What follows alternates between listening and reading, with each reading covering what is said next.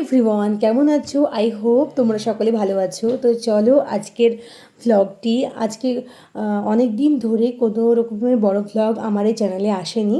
তো তোমরা শর্টসে দেখেইছো যে আমার বর এসেছে। হ্যাঁ, আমার বর এসেছে, আমাকে নিতে এসেছে। আর ও যে রোড দিয়ে আসছিল, আমি বলেছিলাম যে তোমরা কি বলতে পারবে এটা হচ্ছে পলাশী রোড। তো যাই হোক না কেন, ওর আসতে একটু রাত্রি হয়ে গেছিলো আর কি।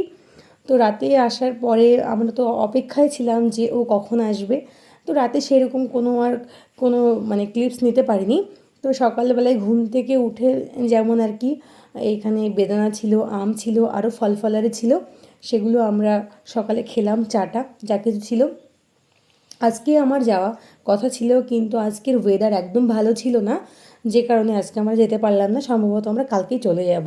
তো কালকের থেকে হয়তো তোমরা আমার শ্বশুরবাড়ি মানে ভ্লগ দেখতে পাবে আশা করি। তো আজকে গরমটাও বেশ ভালো পড়েছিল, আবার মানে এতটাই গরম হচ্ছিল, ভাবলাম যে একটু পুদিনা পাতার শরবত করব। তো পুদিনা পাতার একটু শরবত বানিয়েছিলাম। তারপরে বাড়িতে আমার একটা ভাইপো এসেছিলো, তো সে এসে বলল যে আমি তাই সৌদি আরবের ভালো বিরিয়ানি বানাতে পারি।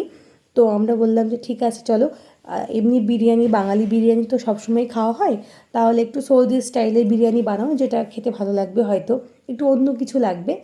তো যেমন চাল ভেজাতে হয় আর কি, যা কিছু করতে হয় বিরিয়ানির এক এক করে। এই বিরিয়ানির একটা খাস ব্যাপার যেটা ছিল, যে এখানে আহামরি কোনো ইউজ করতে হয় না কিছু। একটু পুদিনা পাতা, একটু ধনে পাতা ছিল। মাংসগুলোকে আগে থেকে মাংসের মধ্যে যা মশলা লাগে সেগুলোকে ভালো করে মাখিয়ে ওই 1 ঘন্টা মতো ম্যারিনেশনে রাখা হয়েছিল।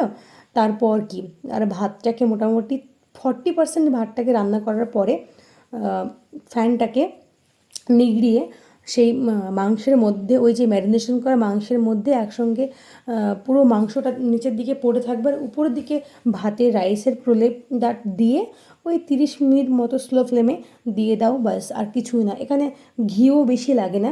আর বিরিয়ানিটা খেতে সত্যি খুব ভালো হয়েছিল, অনেকটা দম বিরিয়ানির মতো, বেশ ভালো হয়েছিল। এখানে কোনো রকমের মিঠা আতর, কেওড়া জল, রোজ ওয়াটার কোনো কিছুই লাগে না। শুধু বিরিয়ানির একটু মশলা, জয়ফল, জয়িত্রী বা দারুচিনি, এলাচ, বাস, আর অন্য কিছুই না। এত হালকা পাতলা বিরিয়ানি, তবুও খেতে খুব ভালো হয়েছিল। আমরা তো খেয়ে ভাবলাম যে এবার থেকে মাঝে মধ্যে এইরকম বিরিয়ানি আমাদের বাড়িতে বানাবো। দেখো, আর ভাতগুলো এতটাই লম্বা লম্বা হয়েছিল। এর আগেও আমি বিরিয়ানি বানাই, কিন্তু এই ভাত মানে চালটা মোটামুটি 1 ঘন্টার কাছে কিন্তু ভিজিয়ে রাখতে হবে, এর বেস্ট পার্ট।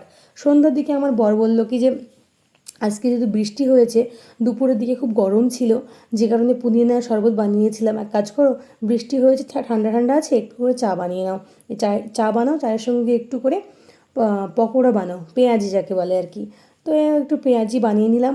এক এক করে পেঁয়াজিগুলো অল্প করে ওকে একটু মুড়ির সঙ্গে দিয়ে দিলাম, তার সঙ্গে সঙ্গে চাও খেলাম। আর দেখো, পেঁয়াজিটাও ভালো হয়েছে। আর এই বৃষ্টি বাদলের দিনে না পেঁয়াজি, মুড়ি, চা এগুলো খুব ভালোই জমে।